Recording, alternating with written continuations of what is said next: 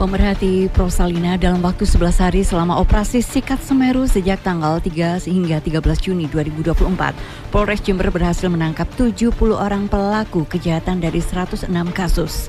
Berdasarkan jumlah tersangka yang ditangkap, Polres Jember berada di peringkat ketiga di Jawa Timur.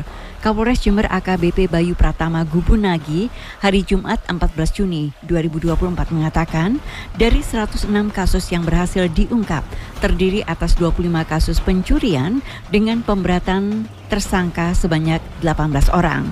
Kemudian kasus pencurian dengan kekerasan sebanyak 1 kasus dengan tersangka sebanyak 2 orang. Pencurian biasa tercatat ada 17 kasus dengan tersangka sebanyak 18 orang. Sedangkan pencurian kendaraan bermotor curanmor tercatat ada 50 kasus dengan tersangka sebanyak 10 orang. Kemudian kasus kejahatan jalanan yang berhasil diungkap sebanyak 7 kasus dengan tersangka sebanyak 11 orang. Sementara itu kasus bahan peledak dan senjata api sebanyak 6 kasus dengan tersangka sebanyak 10 orang. Hasil ungkap selama operasi Sikat Semeru 2024 mengalami peningkatan dibandingkan operasi yang sama pada tahun sebelumnya.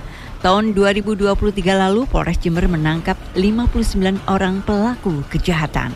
Pencurian dengan pemberatan sebanyak 25 kasus dengan total tersangka yang diamankan sebanyak 18 orang.